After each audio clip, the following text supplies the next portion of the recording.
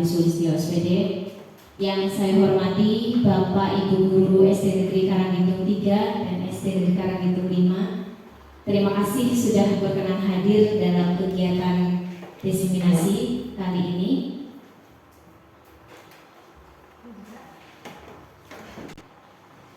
Puji syukur marilah kita haturkan kehadirat Allah Subhanahu wa Ta'ala yang telah memberikan rahmat, hidayah dan inayahnya kepada kita semua, sehingga pada siang hari ini kita dapat berkumpul dalam kegiatan diseminasi menyebarkan pemahaman dan penerapan pengalaman budaya positif.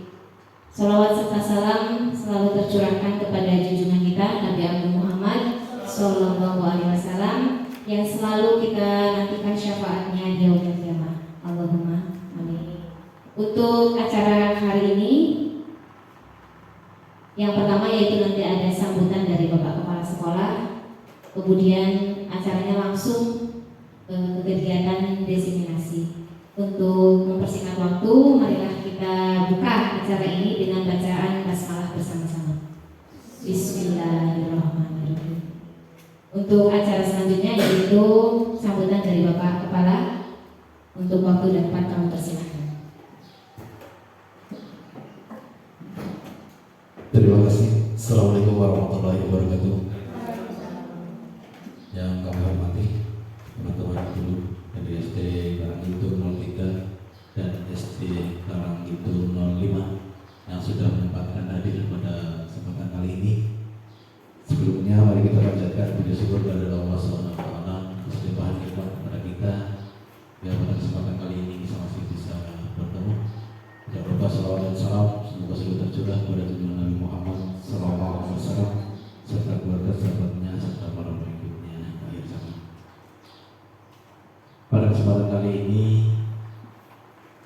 saya hanya berharap pelaksanaan ini bisa berjalan dengan baik dan bisa berdampak baik di kemudian hari, sehingga nanti bisa diterapkan di lingkungan sekolah masing-masing agar pelaksanaan pembelajaran bisa semakin menarik, semakin bersemangat untuk mendidik kita, karena semakin kesini zaman semakin maju, banyak terobosan, banyak inovasi yang bisa kita laksanakan untuk menunjang peningkatan mutu bagi pendidikan, khususnya di SD kita masing-masing.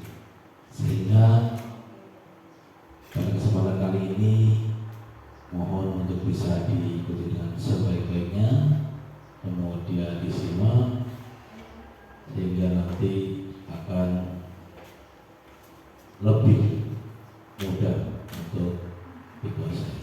Dan mengucapkan terima kasih kepada Ibu Siti Nasibah SPDSD yang sudah berkenan untuk berbagi ilmunya, dan mudah-mudahan kesempatan di guru penggerak ini bisa menularkan kepada teman-teman semua apa yang jenengan terima, bisa nanti disampaikan ke teman-teman guru yang lain. Karena seperti yang sudah menjadi cara guru penggerak, ya, jadi tergerak, bergerak dan menggerakkan. Awalnya tergerak, kemudian bergerak, nah, kemudian menggerakkan komunitas yang ada.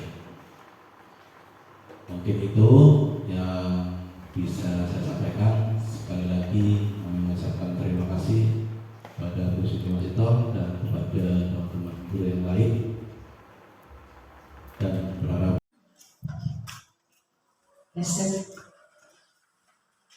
Assalamualaikum warahmatullahi wabarakatuh. Selamat siang Bapak Ibu guru semuanya. Bagaimana kabarnya hari ini? Alhamdulillah luar biasa. Ya, pada kesempatan kali ini tugas saya untuk menyampaikan diseminasi yang berjudul menyebarkan pemahaman dan penerapan pengalaman budaya positif. Sebelumnya terima kasih kepada Bapak Kepala Sekolah yang telah memberikan izin kepada saya, memberikan dukungannya kepada saya untuk melaksanakan kegiatan ini, dan terima kasih juga kepada Bapak Ibu Guru yang telah menyempatkan waktu untuk bisa menghadiri kegiatan diseminasi modul 1.4. Di sini saya tidak untuk menggurui, tidak untuk memberikan kita di sini belajar bersama saja, ya. Kita berdiskusi, kemudian saya akan menyampaikan pengalaman saya ketika saya sudah belajar atau mempelajari modul 1 dari modul 1.1 sampai 1.4. Mudah-mudahan nanti apa yang saya sampaikan di sini bisa bermanfaat untuk kita semuanya dan bisa diterapkan di sekolah kita masing-masing. Untuk selanjutnya, saya ingin menanyakan dulu kepada Bapak Ibu, kira-kira kalau mendengar kata budaya positif itu, kira-kira di pikiran Bapak itu tersirat apa? Pembiasaan, ya bagus. Ada lagi mungkin budaya positif. Kebiasaan baik, ya dari pembiasaan, kemudian kebiasaan baik. Ada lagi? Mungkin salah perilaku, ya bisa. Disiplin juga bisa. Nah, di sini nanti ada penerapan pengalaman budaya positif. Nah, ini saya perkenalkan dulu. Ini adalah yang pakai baju, semuanya pakai baju jas ya. Ada baju jas hitam. Ini adalah Bapak Kasih Eskom. Beliau adalah Kepala SMK Muhammadiyah 1 Sragen. Beliau adalah fasilitator saya di kelas saya, kelas A, dan kita belum pernah bertemu. Kita bertemu di udara, ya. Dan semoga nanti bisa bertemu suatu saat.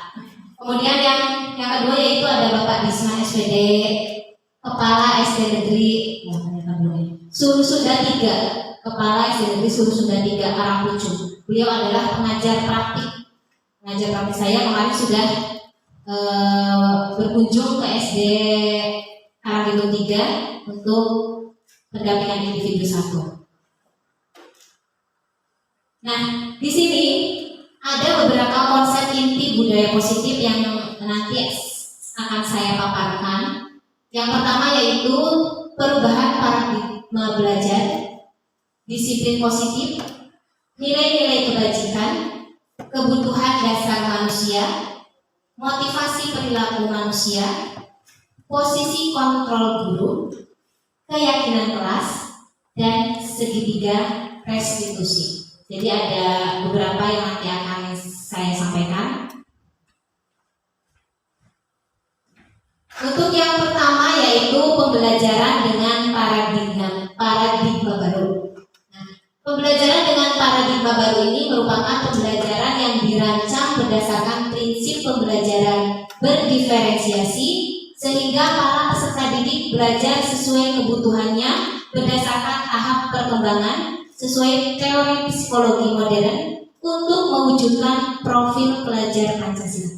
Nah, di sini dalam pembelajaran paradigma baru ini, Bapak Ibu guru sekarang di sekolahnya atau dalam pembelajaran Bapak Ibu guru masih menggunakan student center atau teacher center.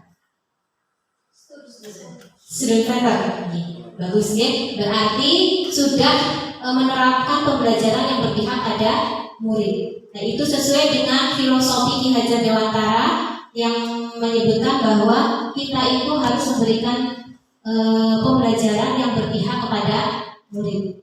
Jadi tidak lagi berpihak kepada guru.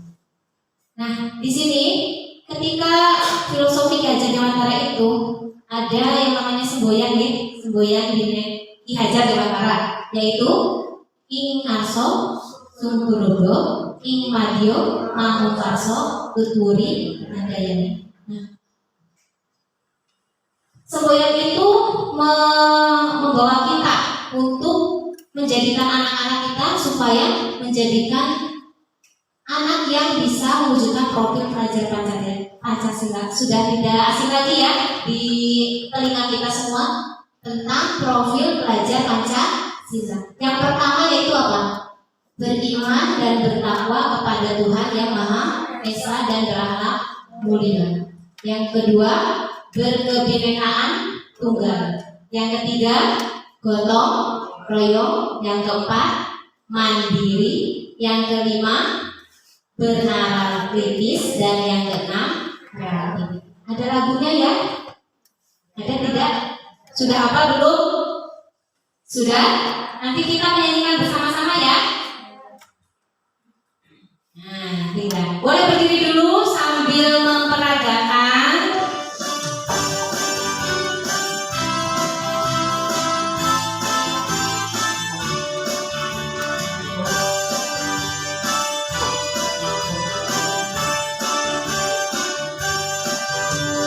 Dan Pancasila beriman dan bertakwa pada Tuhan yang Esa dan berakhlak mulia, berkebinekaan global, gotong royong mandiri, kreatif dan bernalar kritis. Dan Pancasila ya beriman dan bertakwa pada Tuhan yang Esa dan berakhlak mulia, berkebinekaan global, gotong royong mandiri, kreatif dan bernalar kritis. Ya, satu kali lagi ya. Nah, biar bersemangat, nambah semangat. Jangan ragu-ragu gerakan-gerakannya ya. Pelajar Pancasila beriman dan bertakwa pada Tuhan yang Esa dan berakhlak mulia, berkebinekaan global, gotong royong mandiri, kreatif dan bernalar kritis. Belajar Pancasila beriman dan bertakwa pada Tuhan yang Esa dan berakhlak mulia, berkebinekaan global, gotong royong mandiri, kreatif dan bernalar kritis. Terima kasih, tepuk tangan buat kita semuanya. Ya, semangat sekali Bapak Ibu. Angel ya, angel. Iya. Nanti lama-lama ini bisa diterapkan di kelas loh ya Bapak Ibu guru. Nah, nanti anak-anak juga kan kayaknya sudah pada hafal dan tidak tidak asing dengan lagu ini. Ini bisa buat ketika anak-anak sudah belajar jenuh, nah kita bisa nyanyi-nyanyi kan anak-anak seneng ya. Kalau ada nyanyi-nyanyi, kalau ada isi breakingnya, itu pasti seneng. Nah, yang selanjutnya itu miskonsepsi tentang teori kontrol. Sebenarnya di sini kita itu harus menginginkan teori kontrolnya, tapi di sini ada miskonsepsi. Yang pertama tentang ilusi guru mengontrol murid. Jadi seolah-olah di sini kita itu bisa mengontrol semua murid kita. Padahal yang sebenarnya kita itu tidak bisa memaksakan apapun kepada murid kita. Jadi seolah-olah di sini ada ilusinya bahwa anak-anak itu manut kepada kita, nurut kepada kita. Padahal itu sebenarnya bukan dari motivasi dari dalam diri atau motivasi intrinsik. Padahal dalam teori kontrol ini kita itu diwajibkan untuk membuat atau mewujudkan teori yang dari dalam diri sendiri. Yang kedua, ada ilusi bahwa semua penguatan positif itu efektif dan bermanfaat. Ternyata tidak semuanya, karena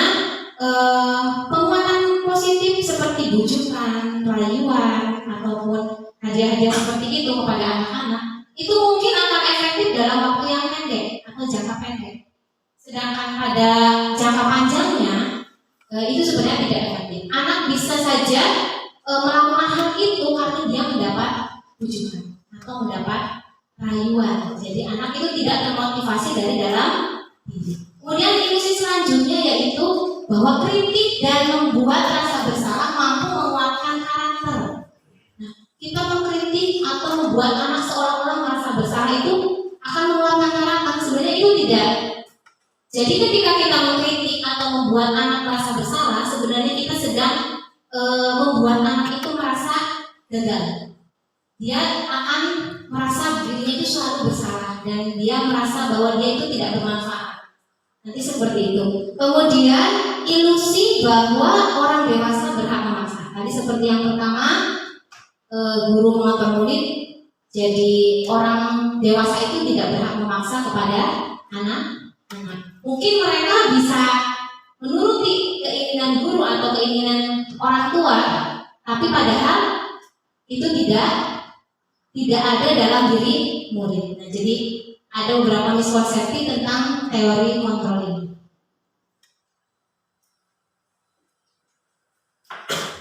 Menurut Stephen R. Covey menyatakan bahwa bila kita ingin membuat kemajuan perlahan, sedikit-sedikit ubahlah sikap atau perilaku Anda.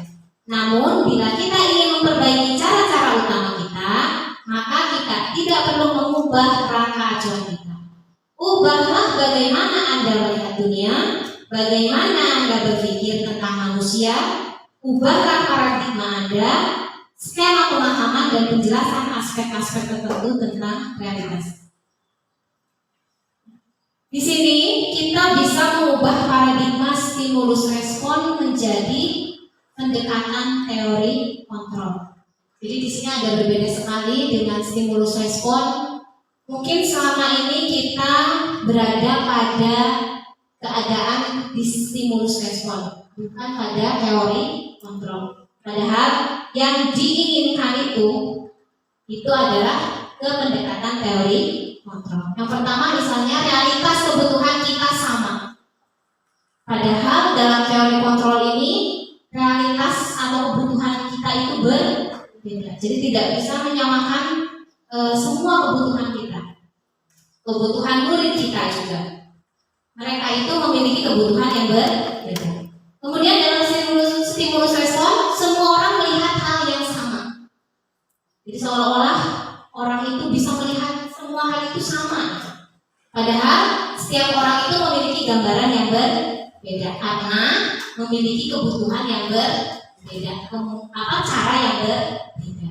Kemudian dalam stimulus respon, kita mencoba mengubah orang agar berpandangan sama dengan kita. Mungkin dalam beberapa keadaan seperti ini mungkin sering terjadi. Jadi kita ingin berusaha mengubah orang menjadi berpandangan sama dengan kita. Tapi ketika masuk ke teori kontrol di sini, kita berusaha memahami pandangan orang lain tentang dunia. Jadi mungkin dalam teori kontrol ini kita lebih memberikan pemahaman bahwa orang lain juga punya pemahaman sendiri dan kita harus menghormati pemahaman atau pandangan orang lain. Kemudian ada perilaku buruk dilihat sebagai suatu kesalahan. Nah ini yang paling banyak. Paling banyak ketika kita dalam keadaan sehari-hari ya. Jadi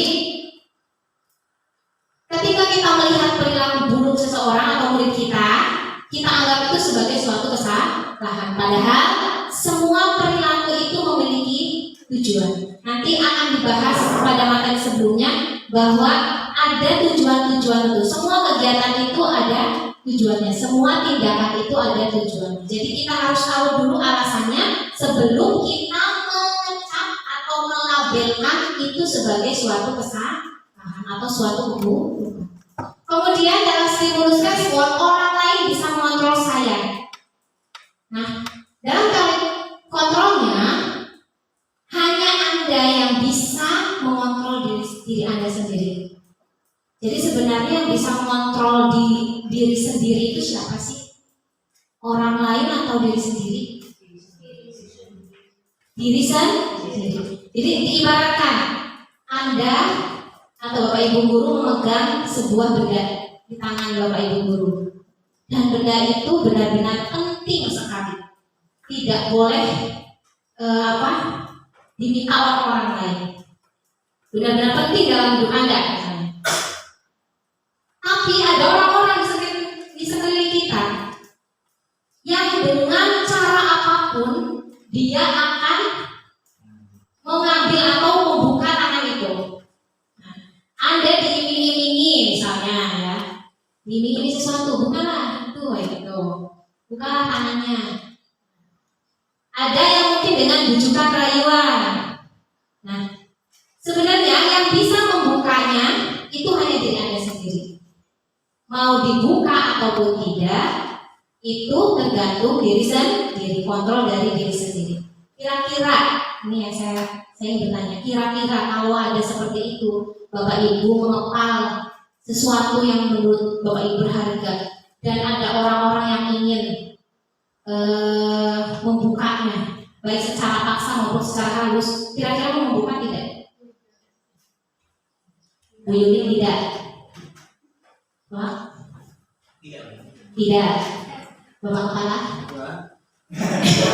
Ketika kita menggenggam sesuatu yang berharga, misalnya kita di tangan kita memegang sesuatu yang berharga, tapi ada orang-orang seperti kita yang memaksa membuka, baik secara paksaan maupun rayuan secara halus, apakah kita akan membukanya?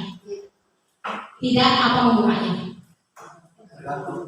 Nah, tergantung keadaan kita, tergantung kondisi. Yang lain ada yang mau berpendapat lagi? Ya, jadi sebenarnya yang bisa mengontrol diri sendiri, ketika merasa sesuatu yang berharga itu bisa memberikan dampak positif kepada orang lain, itu bisa saja kita akan membukanya, kita memberikan manfaat. Jadi gambarannya, ketika kita mempunyai sesuatu yang positif, mindset kita sekarang, ketika kita mempunyai sesuatu yang positif dan itu tidak merugikan kita ketika kita memberikannya kepada orang lain, silahkan untuk diberi, karena nanti ilmu itu juga akan digunakan atau sesuatu itu akan bermanfaat. Tapi ketika mungkin genggaman itu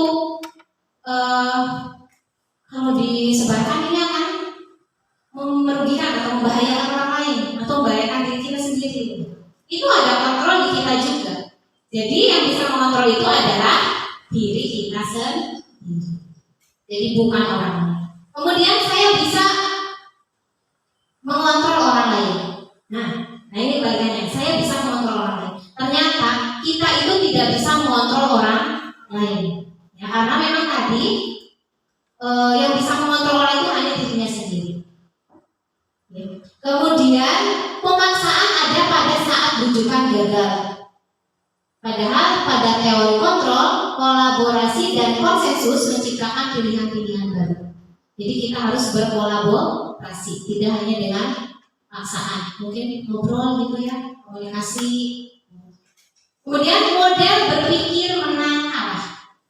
Nah, yang dalam teori kontrol di sini adalah model berpikir menang. Jadi kita tidak selalu berpikiran ke yang negatif. Jangan kita harus menang dan kalah, tidak ada. Kayak pikirannya itu menang.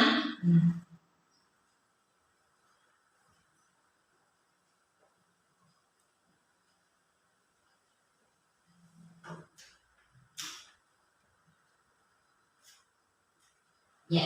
Nah, kita masuk ke materi kedua, yaitu tentang disiplin positif. Tadi ya, berbicara tentang budaya positif, itu pasti kita masuknya ke disiplin positif. Disiplin positif ini kalau menurut Dian Gosen dalam bukunya Refusing School Disiplin tahun 2001 menyatakan bahwa arti dari kata disiplin berasal dari bahasa Latin disiplina, yang artinya belajar. Kata disipline juga berasal dari akar kata yang sama dengan disciple yang bacanya, atau murid atau pengikut. Nah, maksudnya di sini yaitu disiplin positif adalah penanaman motivasi intrinsik kepada murid untuk menjadi orang yang mereka inginkan dan menghargai diri sendiri dengan nilai-nilai yang mereka percaya, sehingga tidak akan terpengaruh pada adanya hukuman ataupun hadiah. Nah, maksud di sini ketika kita menerapkan disiplin positif kepada anak, itu harus membangkitkan motivasi dari dalam diri anak. Jadi tidak motivasi eksternal. Sebenarnya motivasi itu kan ada dua ya. Satu motivasi eksternal, dua motivasi internal atau intrinsik dengan ekstrinsik ya, betul. Intrinsik dan ekstrinsik. Sebenarnya dua-duanya juga bagus. Tapi akan lebih bagus kalau motivasi itu memang dari dalam diri, karena di situ murid-murid kita bisa menghargai nilai-nilai yang mereka percaya. Nilai-nilai apa? Nilai-nilai kebajikan. Nilai-nilai kebajikan kita itu banyak. Nilai-nilai yang positif, seperti yang tertera pada profil pelajar Pancasila itu. Itu nilai-nilai yang bagus. Nilai-nilai yang perlu dikembangkan. Nah, kita sebagai pendidik, tujuan kita adalah menciptakan anak-anak yang memiliki disiplin diri, sehingga mereka bisa berperilaku dengan mengacu pada nilai-nilai kebajikan universal dan memiliki motivasi intrinsik. Nah, nilai-nilai kebajikan ini yaitu sifat-sifat positif manusia yang merupakan tujuan mulia yang ingin dicapai setiap individu. Nilai yang disepakati bersama ini lepas dari suku bangsa, agama, bahasa, maupun latar belakangnya. Ada beberapa organisasi atau institusi yang mempunyai nilai-nilai kebajikan. Tapi saya hanya mengambil 3. Yang pertama yaitu profil pelajar Pancasila. Yang di situ ada 6 dimensi. Beriman dan bertakwa kepada Tuhan Yang Maha Esa dan berakhlak mulia, mandiri, bernalar kritis, berkebinekaan global, gotong royong dan kreatif. Kemudian saya ambilkan contoh dari PYP, Ibo Primary Years Program. Di situ nilai yang mereka ambil atau organisasi itu ambil itu sikap murid, toleransi, rasa hormat, integritas, mandiri, menghargai, antusias, empati, keingintahuan, kreativitas, kerjasama, percaya diri, komitmen. Banyak sekali yang diambil. Apalagi yang 9 pilar karakter. Itu IHF ya, Indonesia Heritage Foundation. Dan nilai-nilai yang diambil adalah nilai-nilai yang bagus. Ya tidak? Nilai-nilai yang bagus. Bertanggung jawab, gotong royong, sama. Nah, kita sebagai di pendidikan ya, mengambil nilai kebajikannya yaitu profil pelajar Pancasila. Nah, ada kebutuhan dasar manusia. Apa itu kebutuhan dasar manusia? Kebutuhan dasar manusia adalah segala sesuatu yang kita lakukan untuk memenuhi dan mendapatkan apa yang kita inginkan. Seluruh tindakan yang kita lakukan memiliki tujuan tertentu, dan semua usaha terbaik yang kita lakukan adalah dalam rangka agar kebutuhan dasar kita terpenuhi dengan baik. Kita melakukan sesuatu mesti ada tujuannya, nih? Ada tidak? Ada.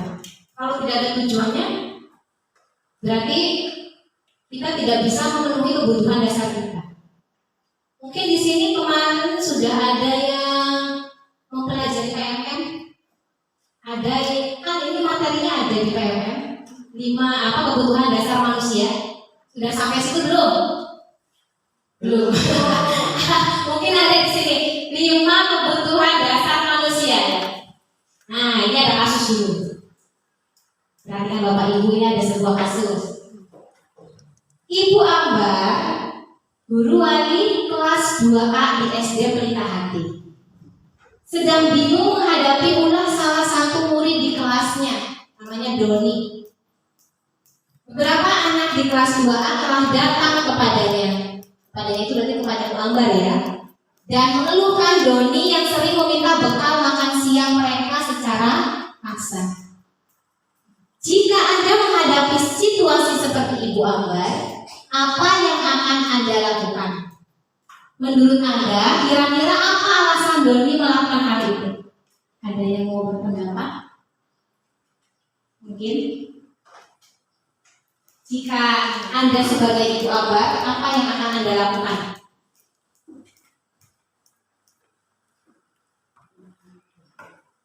Menanyakan pada si Pak Doni alasannya apa dari pagi itu memang dia itu memang berusaha. Iya. Atau memang karena ada hal lain yang mungkin membuat dia itu berulah seperti itu maksudnya. Iya, betul sekali. Yang pertama yaitu menanyakan, berarti yang akan Pak Wahyu lakukan ketika mendapatkan permasalahan seperti ini, yang pertama itu menanyakan alasannya kenapa anak itu berbuat seperti itu. Tentunya ketika kita melihat ada sebuah permasalahan atau sebuah kasus di sekolah, kita tidak bisa langsung menyalahkan anak itu.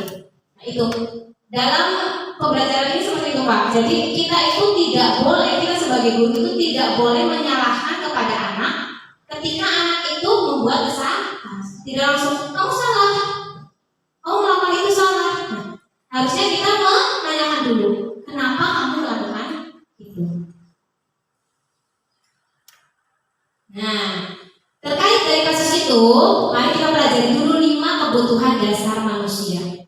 Ada 5. Yang pertama yaitu bertahan hidup atau survival.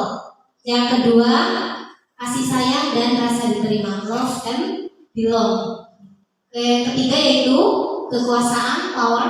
Yang keempat, kesenangan atau fun. Yang kelima, kebebasan atau freedom. Ya, kita bahas yang pertama dulu ya, bertahan hidup. Kebutuhan dasar manusia bertahan hidup itu berkaitan dengan biologis, seperti makan, minum, pakaian, seperti itu ya. Nah, ketika kita lihat kasus yang tadi pada siapa? Doni. Kira-kira ketika Doni menjawab pertanyaannya Bu Ambar bahwa Bu, saya melakukan itu karena saya lapar. Ibu saya tidak membawakan saya bekal. Nah, berarti dalam kasus itu kebutuhan Doni adalah kebutuhan bertahan hidup atau survival, ya, survive. Kemudian ada rasa kasih sayang yang kedua, rasa kasih sayang dan rasa diterima, yaitu ketika ini berhubungan dengan psikologis. Ya, ada saatnya kita memiliki kebutuhan untuk rasa kasih sayang, rasa diterima oleh teman-temannya, oleh misalnya kita sesama rekan di sekolah, atau di lingkungan masyarakat, atau di keluarga kita. Dalam kasus tadi yang Doni tadi, ketika beliau menjawab, saya melakukan itu karena saya tidak bawa bekal, ibu saya tidak membawakan bekal juga, gitu. Berarti kita sebagai guru harus memberitahukan kepada orang tuanya Doni, ya, bahwa Doni itu juga ingin dibawakan bekal supaya tidak melakukan hal itu lagi kepada teman. Kemudian yang selanjutnya yaitu kekuasaan atau power. Murid-murid kita di kelas bisa saja ada murid yang ingin memiliki sikap kepemimpinan.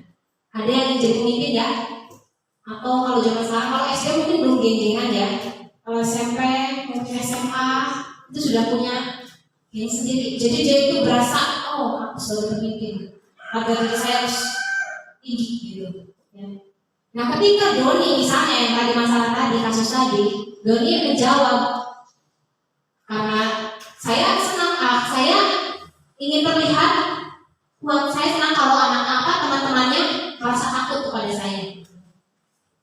Nah, itu berarti kan dia sedang memiliki kebutuhan dasar manusia yaitu kekuasaan. Dia ingin memimpin. Nah, yang selanjutnya yaitu kesenangan, fun. Kebutuhan dasar kesenangan itu, ketawa ke TV, tertawa, bermain, itu adalah kebutuhan kesenangan.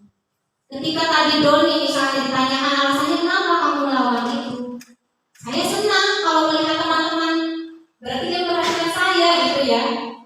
Itu berarti memang kebutuhan yang dia inginkan yaitu kebutuhan akan kesenangan. Yang selanjutnya kebebasan. Kebebasan di sini berarti dia tidak ingin dikekang, dia ingin mandiri, dia ingin bebas. Nah, ketika mungkin ditanyakan alasannya, Doni kenapa kamu melakukan hal itu pada teman kamu? Saya ingin merasakan Bu, bagaimana makanannya teman-teman. Kalau saya dibawa sama ibu saya dari rumah, telur ceplok, mie goreng, itu ya. Saya ingin melihat punya teman ada chicken, ada sayur kangkung misalnya ya.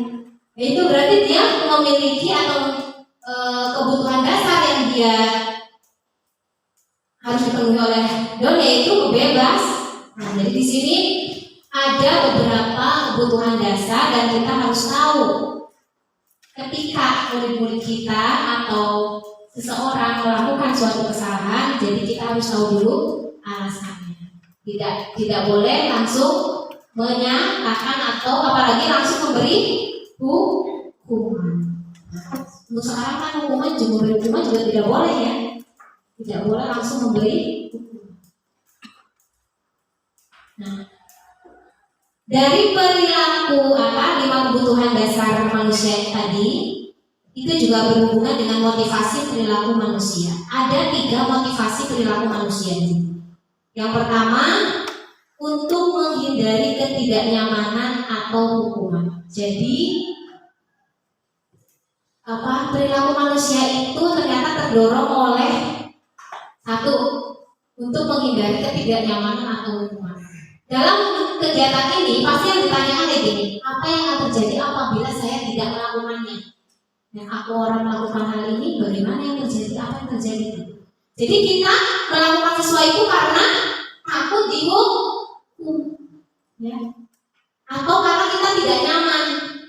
Makanya kita melakukan hal itu, padahal itu bukan kemauan atau motivasi dari dalam diri. Ya, bukan motivasi dari dalam diri. Kemudian yang kedua, untuk mendapatkan imbalan atau penghargaan dari orang lain. Nah, biasanya motivasi ini banyak terjadi di dalam kelas kita. Anak-anak selalu semangat apabila Pak guru-gurunya ngasih hadiah, ngasih penghargaan, ya. Itu anak-anak seperti itu pasti semangat. Tapi itu juga baru motivasi ekstrinsi, motivasi dari luar juga. Harusnya kita akan menggali motivasi intrinsik. Nah, yang ketiga ini, untuk menjadi orang yang mereka inginkan dan menghargai diri sendiri dengan nilai-nilai yang mereka percaya. Jadi yang mereka katakan juga akan menjadi orang seperti apa apabila saya melakukan ini. Jadi bukan lagi kalau saya melakukan ini apa yang saya dapatkan.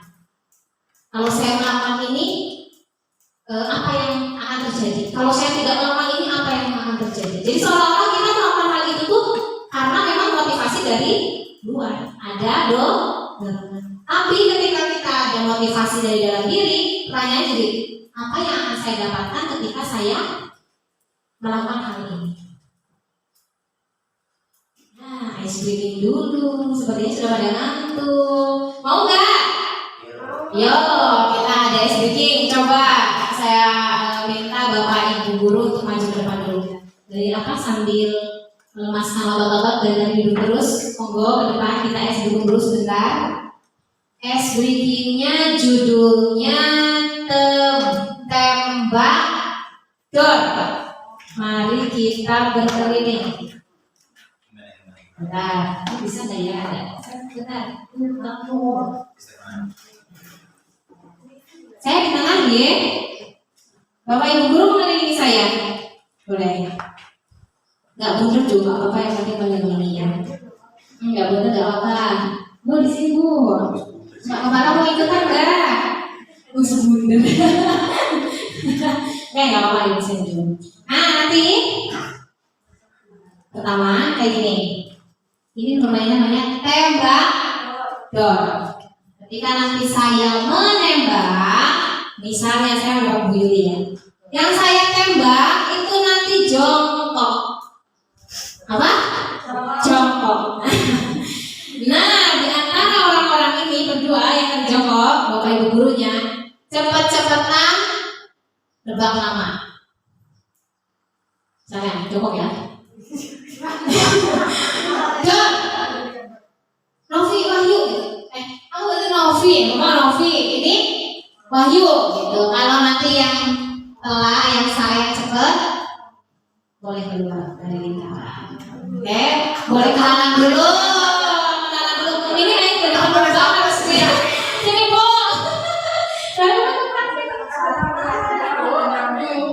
Ibu ikutan sini. Ya jenengan tekan jenengan dhewe. Nanya. Pak Wahyu, Bu Yuli, Novi, Bu Novi, Busar gitu aja ya. Busar.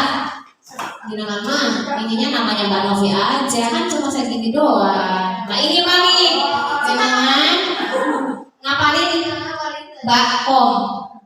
Panggilannya Bu. Dor. Mbak Kom ya, Mbak Kom, Mbak San. Langsung jenengan. Iya. Cepetan. Berarti Bu Yuli sama Bu Yuli ya. Berarti jenengan ini sama ini Buning apa? Buning sama Pak Wahyu. Bu Eka berarti ngapalin Bapak mau ikutan? Berarti Mbak Om sama Yuli. Ngapalinnya nanti ya. Sudah siap? Sudah paham? Siap. Ayo deg-degan. Ayo tembak di sini. Ayo siapa yang mau ditembak?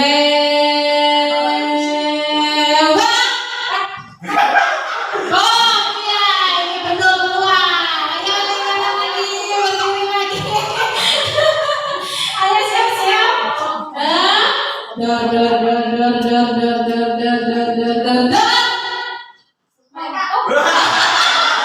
Ini dulu bukom dulu berarti jangan yang keluar. Yang dulu 1, 2, 3, 4, 5, 6, tinggal 6 lagi. Ayo suami dekat dulu.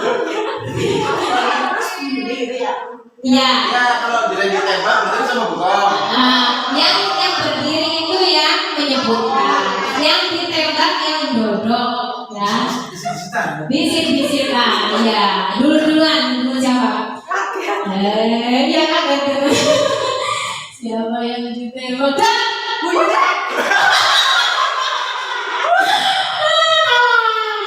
Siapa dulu lagi? Ulangi bareng. Oh yaudah, ulangi. Buset, buyur. Yang lain juga ikut nyimak gak apa ya? Biar siapa dulu?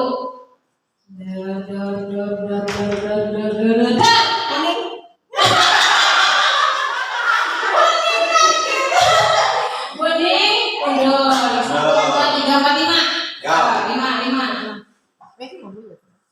1, 2, 3, 4, 5. Bukom. Bukom, mundur. Ini tinggal 4. Nah, siapa? 1, 2, 3, 4, 5.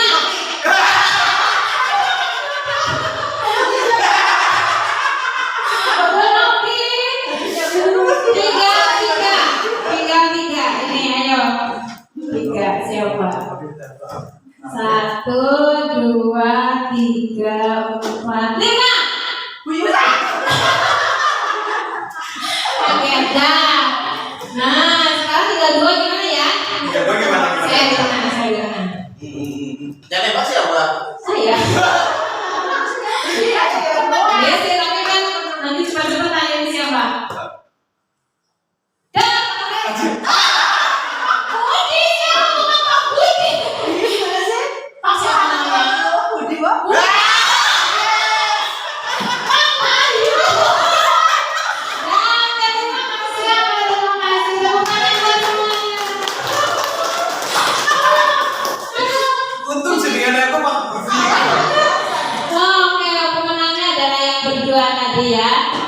Ya, seperti itu ice breaking bisa dilakukan di kelas ya. Banyak sekali ice breaking.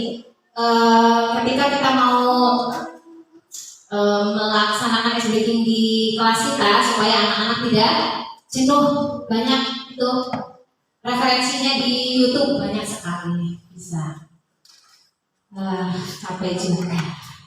Ngos-ngosan jadinya. Monggo yang mau minum-minum dulu tidak apa-apa. Sambil saya melanjutkan nih. Yang selanjutnya itu ada hukuman, konsekuensi, dan restitusi. Ini.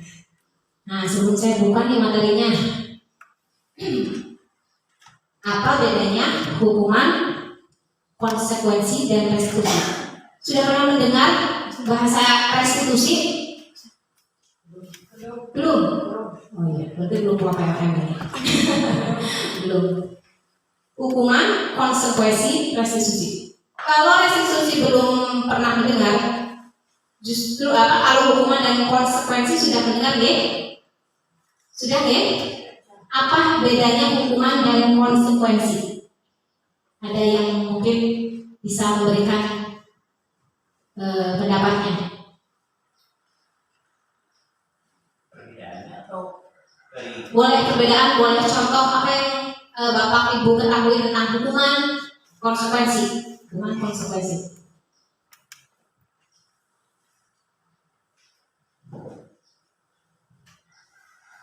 Bingung? hukuman mungkin kan karena dia melakukan kesalahan. Ya. Kalau konsekuensi itu mungkin kan akibat dari Akibat. dia itu melakukan suatu perbuatan. Kalau restitusi itu mungkin kayak memberikan apa ya? Ganti rugi mungkin ya. Ganti rugi. Oke. Hukuman karena melakukan kesalahan. Konsekuensi juga akibatnya yang diterima. Kemudian restitusi adalah pemberian ganti ruginya. Nah, boleh. Nah, ini kita lihat dulu untuk mendalami sebuah kasus. Kita baca bersama. Coba. Iva kurang menguasai pelajaran matematika, sehingga pada saat pelajaran tersebut berlangsung, dia lebih banyak berdiam diri atau menggambar di buku pelajarannya. Pada saat guru matematikanya, namanya Pak Seno, menanyakan pertanyaan kepada Iva menjadi gugup dan tidak sengaja menjatuhkan tasnya dari kursi, serta tiba-tiba menjadi gagap pada saat berupaya menjawab. Nah, seluruh kelas pun tertawa melihat perilaku Iva yang bicaranya tergagap dan terkejut tersebut. Pak Seno pada saat itu membiarkan teman-teman Iva menertawakan Iva yang tergagap dan malu luar biasa. Dan malahan Iva diminta untuk maju ke depan dan berdiri di depan kelas sambil menunjuk hidungnya karena tidak bisa menjawab pertanyaan Pak Seno. Kelas pun semakin gaduh dan anak-anak pun tertawa melihat Iva di depan kelas memegang ujung hidungnya. Ini adalah kasus. Pernah Bapak Ibu guru mendapatkan kasus seperti ini atau pengalaman sendiri? Tidak ya. Nah, jawaban kedua pertanyaan di bawah ini ya. Apakah Anda setuju dengan tindakan Pak Seno? Satu dulu ya. Apakah Anda setuju? Tidak. Bu Septi tidak. Mungkin kenapa alasannya Bu? Membuat siswa tersebut menjadi malu. Ya, mungkin ada tanggapan yang lain? Saya Setuju? Oh ya, ada yang setuju. Gimana? Mengapa? karena kalau dicermati secara deskripsi soalnya, Ya. yang pertama Pak Seno menanyakan. Menanyakan dulu. Artinya bukan langsung memberikan pengajaran secara fisik atau apa. Iya. Nah, itu yang membuat kita menjadi Gugup. Kalau saya sih lebih di situ setuju. Setujunya di situ. Terus untuk yang Pak Seno memanggil Iva maju ke depan, menunjuk hidung, kemudian membiarkan teman-temannya tertawa gaduh, seperti itu setuju apa tidak? Kalau yang itu saya yang pertama kan dari pertanyaan apakah ada studi yang dengan Pak Seno terhadap Iva. Ya. Nah itu kan yang dari deskripsi di atas yang Iva menjadi gugup karena itu kan menanyakan pertanyaan Iva. Iya. Yang menanyakan kepada Iva kenapa Iva ini menjadi gugup. Nah terus yang selanjutnya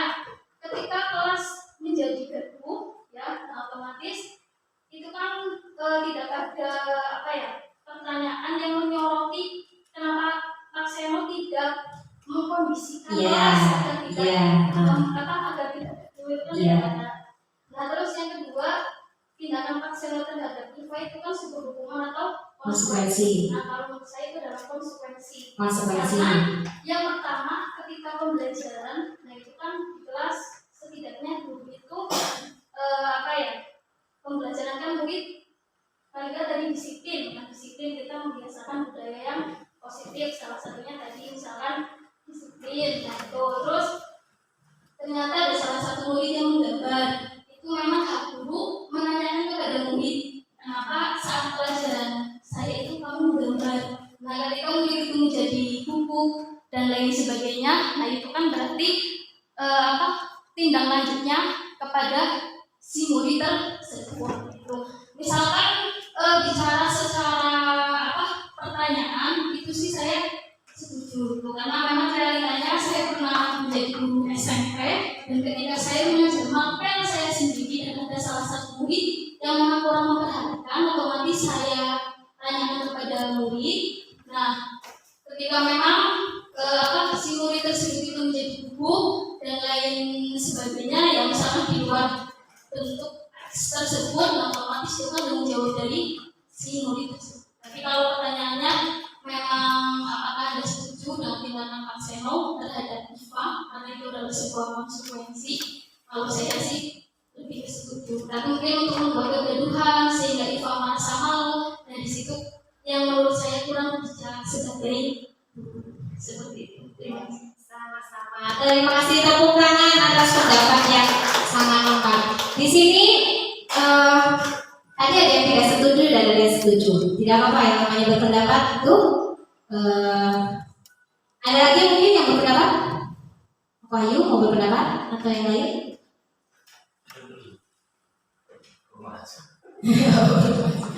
Nah, apakah Anda setuju dengan tindakan Pak Seno?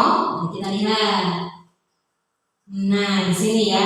Di sini ada hukuman, konsekuensi, dan restitusi. Di sini bedanya. Sebenarnya ada hukuman itu lebih ke identitas gagal. Jadi kalau dengan memberikan hukuman, anak itu akan merasa tersakiti apa ya? Nah, tersakiti. Kemudian setelah mereka tersakiti, mungkin mereka akan merasa selalu bersalah. Kemudian mereka tidak percaya diri dan akan menjadikan identitas gagal bagi anak itu. Kemudian ada identitas suksesnya. Mungkin di sini konsekuensi dan restitusi menjadi identitas suksesnya. Mari kita lihat satu persatu. Pada hukuman, sesuatu yang menyakitkan harus terjadi. Karena biasanya yang namanya hukuman itu bisa fisik, bisa psikis. Saya hukuman fisik itu berhubungan dengan fisik, misalnya menyuruh anak push up, menyuruh anak berlari, menyuruh anak membersihkan kamar mandi misalnya. Kemudian bersifat psikisnya dengan kata-kata yang menyakitkan. Hukuman psikis ini menurut saya malah lebih sensitif. Kenapa? Karena hati seseorang itu berbeda ketika menangkap perkataan. Ada yang biasa saja, misalnya kamu melakukan kesalahan seperti itu. Nah, dengan kayak gitu saja, kalau yang hatinya sudah sensitif, itu bagaimana rasanya? Sudah merasa tersakiti. Sedangkan biasanya orang yang biasa saja, udah biasa saja, gitu. Istilahnya apa? Ada ya, gitu. Kemudian kalau identitas suksesnya konsekuensi, sesuatu harus terjadi. Nah, kalau dalam konsekuensi itu sesuatu harus terjadi. Sedangkan restitusi itu adalah pilihan. Restitusi adalah sebuah pilihan. Kemudian dalam hukuman ada rasa tidak nyaman untuk murid atau untuk anak. Dalam jangka waktu panjang itu pasti ada rasa tidak nyaman karena sudah dihukum. Mesti kamu tandai. Mungkin bapak ibu dulu pernah ketika bersekolah lah ya, pernah mendapat hukuman sampai saat ini kamu tandai nggak? Teringat kamu tidak? Maksudnya teringat gitu? Iya. Dihukum, diberi penghargaan, masih teringat ya? Iya, betul. Kemudian Kemudian untuk konsekuensi memang masih tidak nyaman, tapi dalam waktu jangka pendek, tidak untuk jangka panjang. Kemudian untuk restitusi itu bisa menguatkan murid namanya. Dengan ketika kita melakukan kegiatan restitusi ini, itu akan menguatkan murid dalam jangka waktu yang panjang, karena restitusi sendiri itu adalah motivasinya dari dalam diri. Kemudian kalau hukuman itu adalah korban dan dia bilang mendapatkan keadilan. Jadi pokoknya aku kudu mendapatkan keadilan itu. Kan dia merasa jadi korban sih. Sedangkan konsekuensi walaupun dia korban, tapi dia itu akan mendapatkan pembelajaran dari situ. Jadi walaupun jadi korban masih bisa diabaikan. Nantinya di situ dia akan mendapatkan pembelajaran yang bermanfaat. Tidak seperti misalnya hukuman fisik ya, hukuman fisik yang memberatkan. Hukuman fisik boleh nggak sih? Boleh ketika kegiatan olahraga. Tapi itu pun yang ada olahraganya ya, misalnya seperti lari mengelilingi lapangan. Itu pun masih dalam jangka wajar, hanya misalnya 2 kali. Itu ketika olahraga. Tapi ketika bukan olahraga, hal itu sudah tidak bisa dilakukan. Kemudian kalau konsekuensi murid atau anak dibuat tidak nyaman. Nah, karena di situ ada kesepakatan nantinya. Oh, yang masih itu ya. Yang restitusi korban mendapatkan ganti. Ya tadi. Menurut Bu Satya tadi kan ada ganti rugi ya Bu. Iya, itu dulu. Kemudian mungkin atau anak akan tersakiti ketika dihukuman. Ketika konsekuensi murid dan anak dibuat tidak nyaman saja, bukan tersakiti, hanya tidak nyaman. Kemudian kalau restitusi murid akan mendapatkan penguatan. Nah ini mungkin kita lihat ke yang bawah saja. Peraturannya adalah kamu harus hukuman, kamu harus ini, kamu harus itu. Kalau di konsekuensi nanya bu gurunya, kemarin peraturannya apa?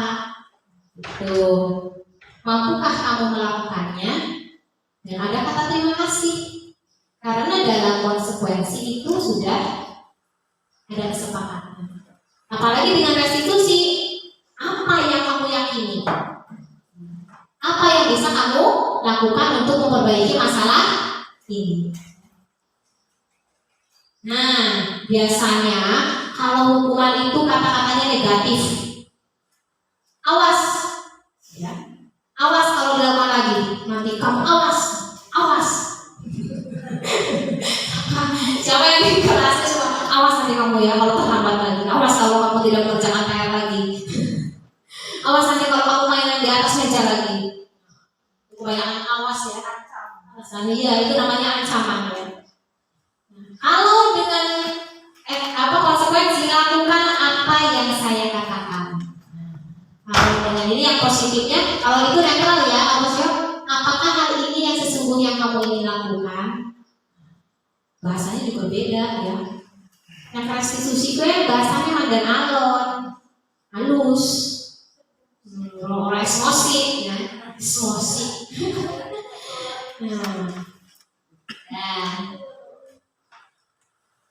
Nah ini di sini baru kita lihat bedanya hukuman, konsekuensi dan restitusi. Hukuman itu bersifat tidak terencana, tidak direncanakan. Apakah kita merencanakan akan menghukum anak? Tidak. Biasanya kan enggak hukum itu langsung ya, tidak terencana atau tiba hukum. Anak atau murid tidak tahu apa yang akan terjadi. Ya, kemudian anak juga tidak dilibatkan. Hukum bersifat satu arah, kita ke anak, dan dari pihak guru yang memberikan itu, dan murid hanya menerima hukuman tanpa melalui suatu kesepakatan atau pengarahan dari pihak guru, baik sebelum atau sesudahnya. Hukuman yang diberikan bisa berupa fisik atau psikis. Murid akan tersakiti oleh suatu perbuatan ataupun kata. Ini hukuman. Nah, bedanya dengan konsekuensi. Konsekuensi bersifat sudah terencana. Jadi sudah disepakati murid dan guru. Umumnya bentuk konsekuensi dibuat oleh pihak guru atau sekolah, tapi murid juga diikut sertakan dalam pengambilan keputusan tersebut. Jadi konsekuensi yang diterimanya bila ada pelanggaran anak sudah tahu. Misalnya kita membuat kesepakatan di kelas, kalau datang terlambat nanti nambah waktu setelah pembelajaran, misalnya ya, misalnya terlambat 5 menit, nanti kamu pulangnya ditambahi waktu 5 menit, atau kesempatan yang lain yang mungkin lebih bermanfaat. Tapi kan anak sudah tahu, ketika dia melakukan kesalahan, anak sudah tahu. Beda dengan hukuman, anak tidak tahu apa-apa. Kemudian restitusi adalah proses kolaboratif yang mengajarkan murid untuk mencari solusi untuk masalah mereka dan membantu murid berpikir tentang orang seperti apa yang mereka inginkan dan bagaimana mereka harus memperlakukan orang lain. Dalam restitusi ini kita ngobrol, komunikasi dengan anak-anak. Kira-kira apa yang mereka yakini. Nah, restitusi ini adalah motivasi dari dalam. Karena apa yang diyakini anak-anak. Yang diinginkan itu seperti ini. Kita sebagai guru harus membuat anak memiliki motivasi dari dalam diri. Jadi tidak terpaksa. Walaupun sebenarnya motivasi dari luar juga penting. Sangat penting untuk mendorong. Nah, di sini ada 5 posisi kontrol guru. Yang pertama yaitu penghukum. Yang kedua, pembuat merasa bersalah. Yang ketiga, teman. Yang keempat, pemantau. Yang kelima, manajer. Kira-kira nih, Bapak Ibu guru sekarang itu dalam posisi kontrol yang mana? Kelas. Ibu Eka sebagai pemantau. Pak Wahyu adalah penghukum. Iya, ya. Benar. Penghukum. Pak Wahyu penghukum. Jerek katanya. Yang lain pemantau, ya. Guru kelas 5. Biasanya kalau guru kelas rendah sebagai apa? B apa? Teman ya. Bestie. Bestie. Kalau anak kelas rendah itu sebagai bestie biasanya. Apakah di sini nggak ada yang sebagai manajer? Jenjang lebih tinggi. Oh, katanya kalau manajer itu harus jenjang lebih tinggi. Ya, oke. Nah, seorang guru sebagai penghukum itu biasanya yaitu yang menggunakan hukuman fisik ataupun verbal. Guru menerapkan posisi penghukum itu akan berkata seperti ini. Patuhi aturan saya atau awas. Wah, awasnya gimana nih? Awasnya keluar lagi ya kata-kata. Awas, awas, awas. Terus selain itu, kamu selalu saja salah, gitu, ya. Selalu pasti ya kamu yang terakhir selesai. Gitu. Kadang-kadang ternyata saya juga suka kayak gitu ya. Kamu pasti cari dewek, gitu ya. Pasti kamu yang terakhir. Berarti saya juga sebagai penghukum ya kadang-kadang. Nah, pembuat rasa bersalah. Nah, di posisi ini guru itu bersuaranya lebih tenang, lebih lembut dan menggunakan keningan yang membuat orang lain merasa tidak nyaman ataupun bersalah. Kata-kata yang keluarnya apa? Ibu sangat kecewa sekali dengan kamu. Sudah berkali ya. Bisa kayak gitu nggak kan? Gimana coba kalau orang tua kamu tahu kamu berbuat itu lagi? Nah, terus berapa kali bapak harus beritahu kamu? Nah, gitu ya. Mungkin kayak gitu ya. Nah, di posisi ini murid itu akan memiliki penilaian diri yang buruk tentang mereka. Murid merasa tidak berharga, kemudian merasa telah mengecewakan orang-orang yang disayangi. Ada yang posisi sama ini tadi, guru kelas rendah. Guru pada posisi ini tidak akan menyakiti murid, sayang, ya. Walaupun kesel, jengkel, marah, tapi tetap sayang ya. Namun akan tetap mengontrol murid melalui persuasi. Nah, di sini mungkin bilangnya kayak gini. Ayo bantulah Bapak, demi Bapak ya, demi Ibu ya. Kalau anak kelas rendah mungkin mandan susah ya, tapi untuk kelas SMP, SMA itu bisa dilakukan. Kemudian ada pemantau. Kalau pemantau itu mengawasi. Ini biasanya untuk kelas tinggi gitu ya. Kita memantau. Pertanyaan yang diajukannya apa? Peraturannya apa coba? Kalau pemantau itu apa-apa sesuai data. Ya, sesuai data. Kemarin kayak gini. Sudah kesepakatan. Nah, kayak gitu. Terus satu lagi nih sebagai manajer.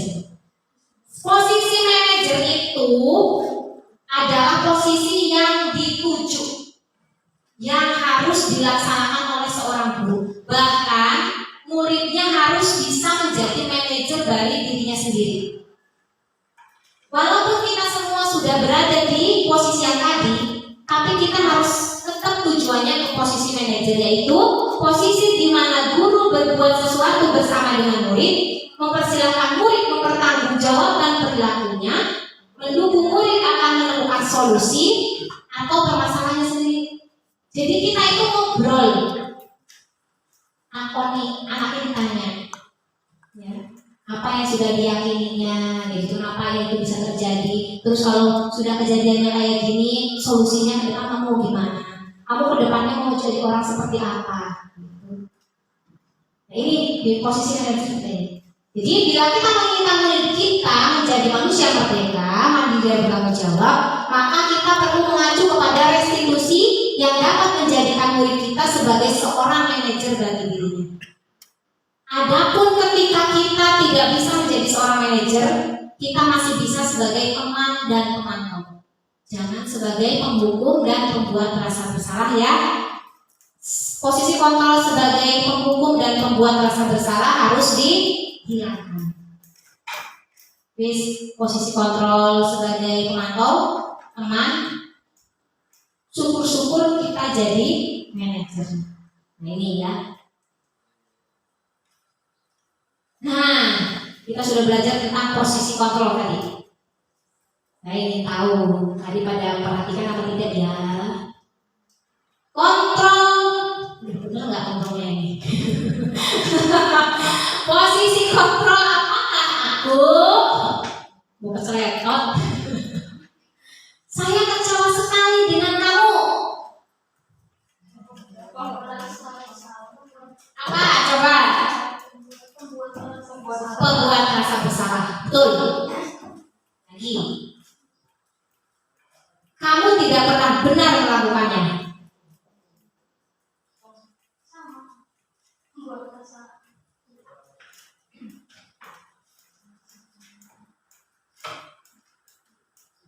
Kamu tidak pernah benar melakukannya. Memang ngomongnya jadi serosa. Apa? Kamu tidak pernah benar melaksanakannya, melakukannya. Kamu penghukum. Betul. Apa rencanamu untuk menyelesaikan masalah ini? Asik. Suara medis mulai gayu. Apa rencanamu? Manajer. Iya. Kita menanyakan penyelesaian, solusi. Ayolah, lakukan demi Bapak Ibu ya. Aman, ya Besti. Satu lagi, kamu tidak pernah mendapatkan nilai jika tidak mengerjakan tugas. Pemantau, ya itu ya. Jadi, si pemantau mesti sesuai dengan peraturan yang ada. Ini mengapa keyakinan kelas bukan peraturan kelas? Kenapa harus keyakinan kelas?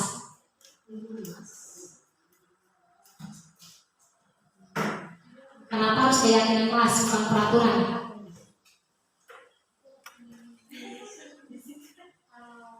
Secara fisika mungkin keyakinan lebih apa ya, enjoy dengan semangat dengan peraturan. Misalnya saya juga 1 sampai 6 tanaman keyakinan kelas, kalau peraturan kelas saya lebih Iya, kalau keyakinan dari hati gitu ya. Keyakinan dari hati, kalau peraturan lebih memaksa, terdengar lebih memaksa gitu ya. Oke, di sini pembentukan keyakinan kelas. Apakah di kelas Bapak Ibu sudah membuat keyakinan kelas? Sudah belum? Sudah membuat keyakinan kelas belum? Belum. Kalau belum, besok dibuat. Pas apa? Ajaran baru.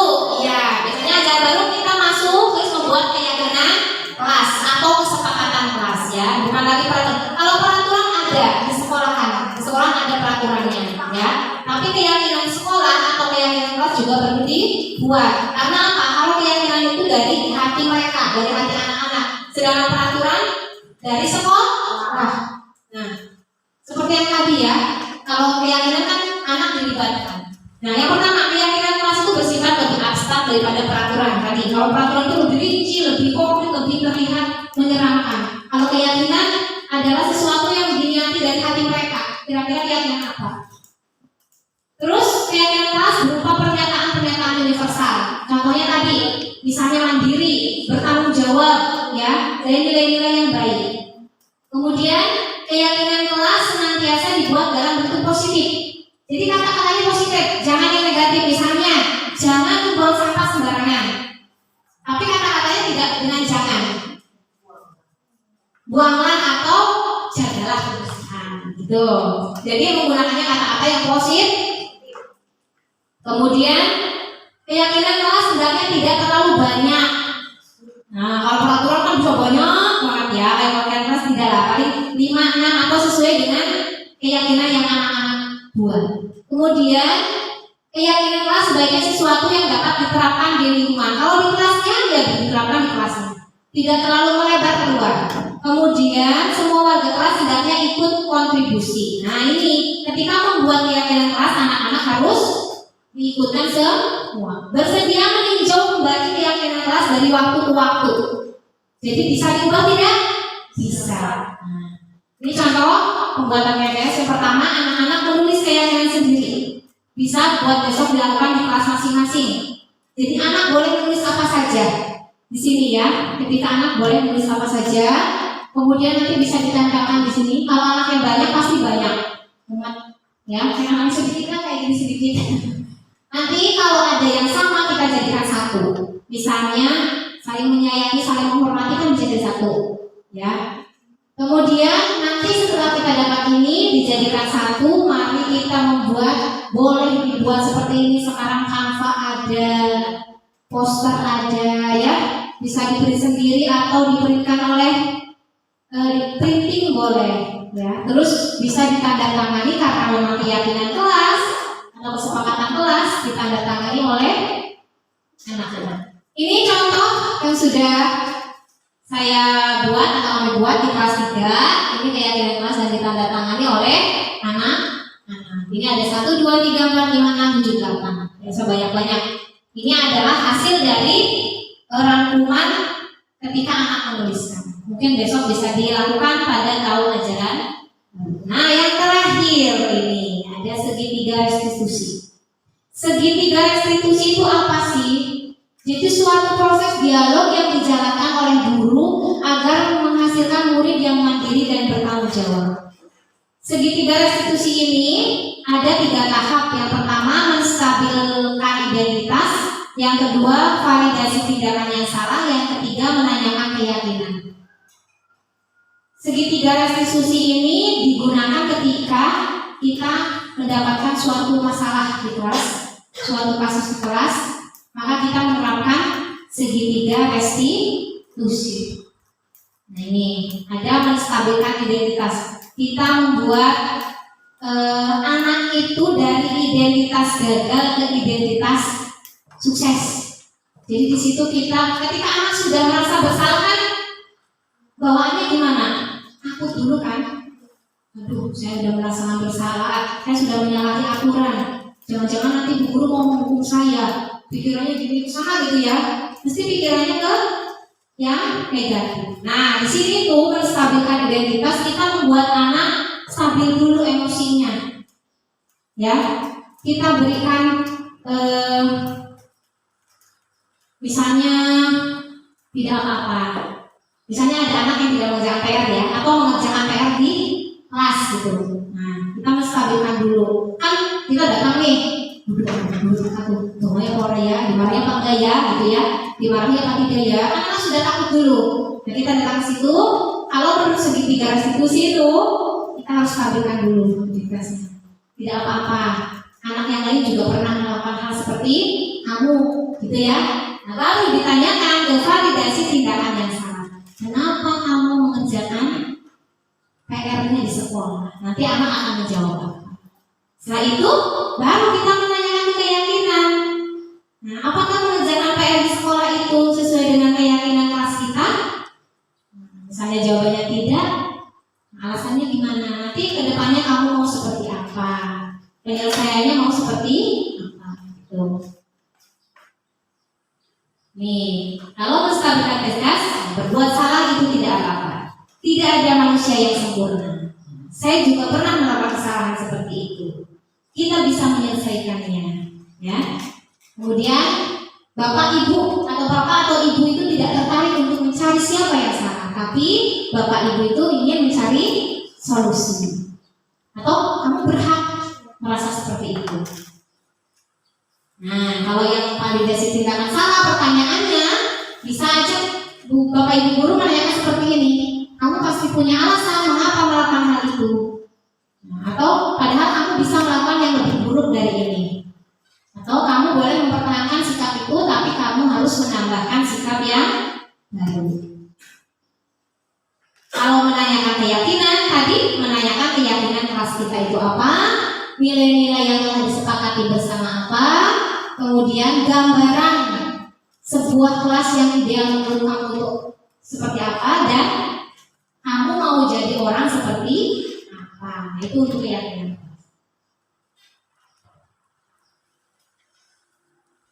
Nah, ini adalah contoh kegiatan segitiga restitusi yang sudah saya lakukan.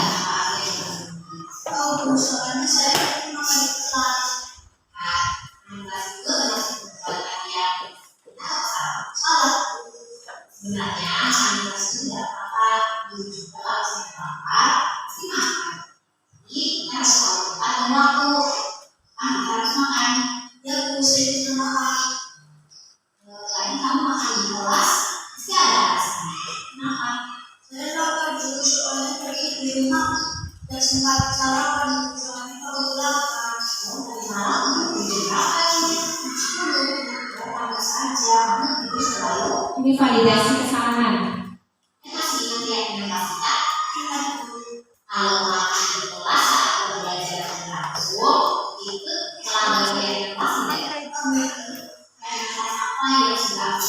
Ini menanyakan keyakinan. Kira-kira selain kamu di kelas, ada cara lain nggak supaya kamu tidak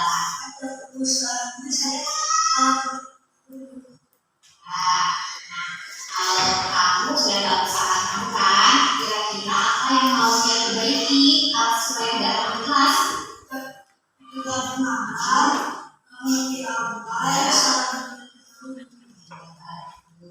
Kira-kira kelasnya mau mulai kapan?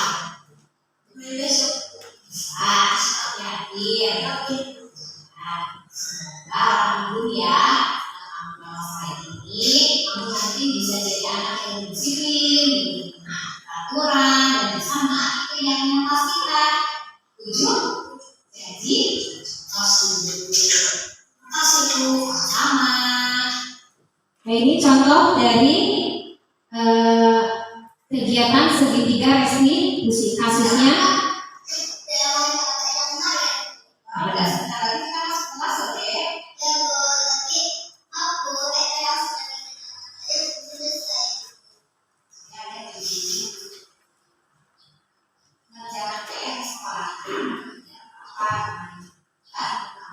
ini menstabilkan identitas.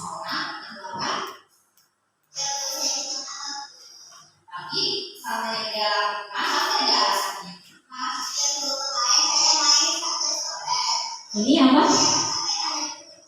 Validasi tindakan yang salah. Ini ya dalam yang dari sekolah.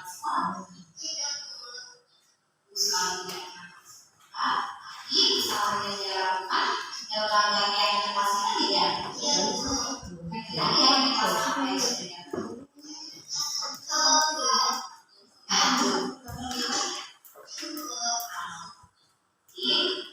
apa yang mau dilakukan?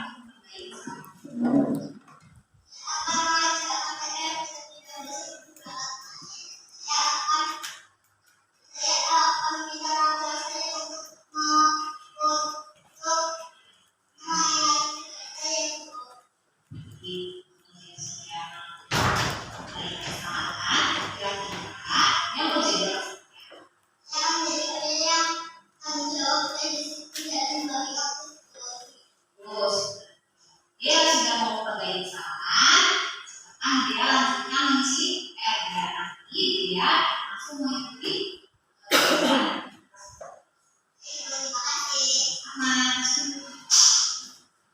Ya, itu contoh ada 2 kasus tentang penerapan segitiga restitusi. Mungkin susah ya, apalagi kalau dilaksanakan di kelas rendah. Boro-boro bisa bertanya jawab seperti itu ya. Suruh berbicara saja wis. Alhamdulillah bisa berbicara di depan atau dengan bu guru aja sudah bertambah ya. Kalau untuk kelas tinggi mungkin bisa diterapkan seperti itu. Tapi kita memulai dari yang lebih dari awal dulu tidak apa-apa. Tidak harus seperti yang di materi, di teori gitu. Memang teori itu terlihat mudah ya. Padahal untuk penerapannya masih ada hambatan, tantangan ya. Tidak semudah itu. Nah, sampaikan pada kesimpulan ya dari materi-materi yang sudah saya sampaikan tadi. Kita ambil kesimpulan bahwa untuk dapat terlaksananya visi dengan baik dalam mewujudkan Merdeka Belajar dan profil pelajar Pancasila, tentunya sekolah harus mampu menjadi taman yang dapat memberikan rasa aman, kemudian rasa nyaman serta suasana yang kondusif bagi warga sekolah. Guna mewujudkan hal tersebut, maka sekolah harus mampu menumbuhkan budaya positif. Kemudian budaya positif itu adalah nilai-nilai, keyakinan-keyakinan dan kebiasaan-kebiasaan di sekolah yang berpihak pada murid agar murid dapat berkembang menjadi pribadi yang kritis, penuh hormat dan bertanggung jawab. Guru menerapkan segitiga restitusi dalam menangani permasalahan siswa dengan memposisikan dirinya sebagai manajer. Akhirnya, mari kita sudah tutup acara ini adalah penerapan program disiplin positif ini. Hendaknya guru memiliki standar kepribadian, kemudian profesional dan sosial yang baik, di mana guru mampu merefleksikan diri dalam posisi kontrol saat ini.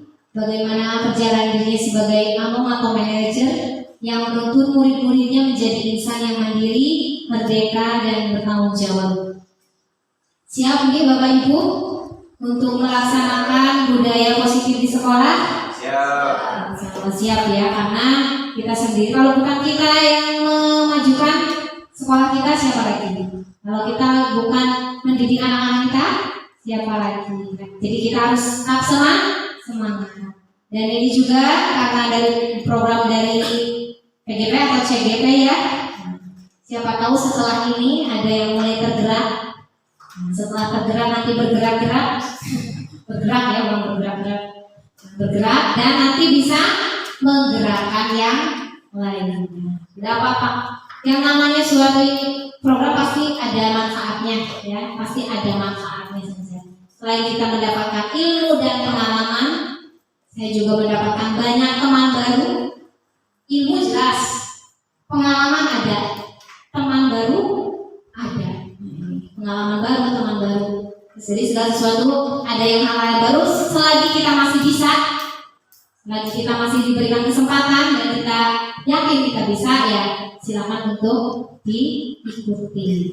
Semangat Bu Septi, CGP selanjutnya Bu Yuli, Bu Asi, ayo daftar. Tuh, Bu Eka, yang muda-muda Pak Wahyu. Semoga nanti di lain kesempatan ya Pak.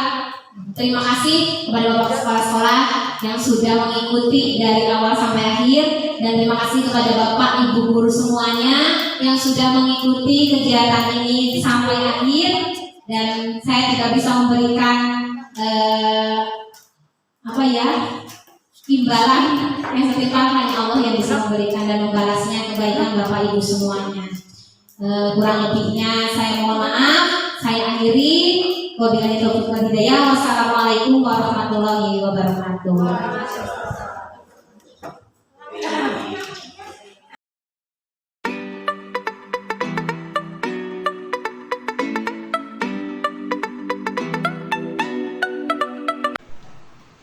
Anak-anak, hari ini kita akan membuat apa ya? Keyakinan kelas 3. Keyakinan kelas itu apa sih? Oh ya, kesepakatan kelas yang harus dibuat agar kelas kita menjadi tertib, aman ya, tidak ada pertengkaran seperti itu, karena kita sudah mempunyai keyakinan. Sama nggak keyakinan kelas dengan peraturan? Ada perbedaan ya. Kalau peraturan itu biasanya kamu sedikit terpaksa ya untuk melaksanakannya, tapi kalau keyakinan kelas itu berasal dari hati kamu, dan itu akan membuat kamu lebih bertanggung jawab. Nah, nanti Bu Guru akan membagikan, ini ada kertas warna pink dan warna hijau. Kira-kira yang pink pasti anak perempuan ya. Nah, nanti kalian tuliskan di sini keyakinan apa yang ingin kamu terapkan di kelas supaya kelas kita menjadi kelas yang menyenangkan, kelas yang tertib, dan kamu bisa tanggung jawab. Nah,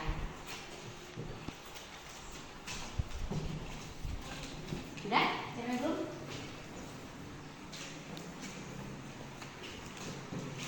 Ini guru pastikan apa ya? Video, apa? Tuh, kamu jangan ping ya. Ini ping.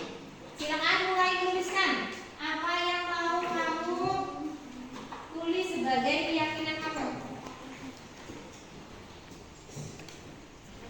Ayo tulis langsung.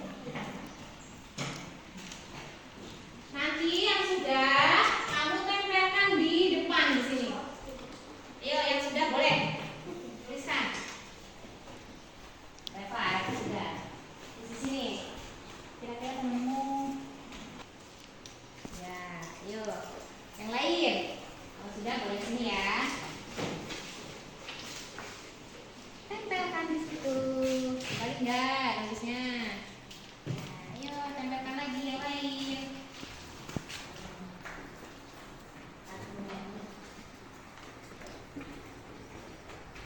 Ayo yang lain.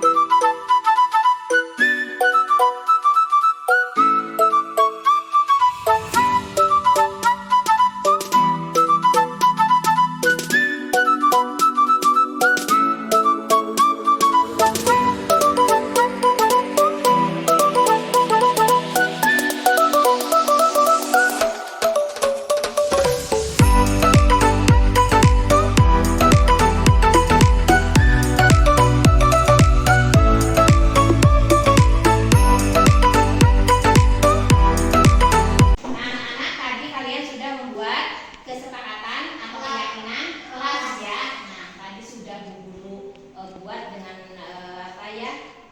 Dikreasikan dan sudah Bu Guru tempel di kelas kalian. Nanti sesuai dengan kesepakatan tadi kita tanda tangani bersama. Nanti satu-satu ya.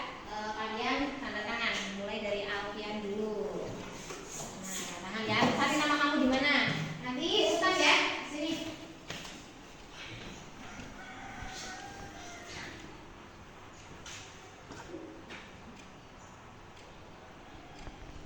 Siapa?